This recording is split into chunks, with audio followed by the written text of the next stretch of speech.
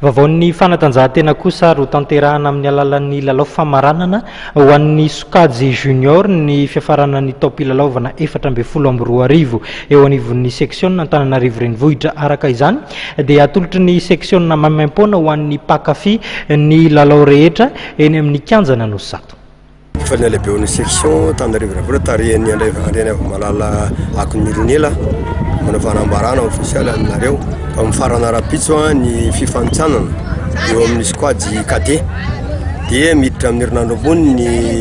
8e de finale izy ireo dia farana rapitso ihany koa ny squad junior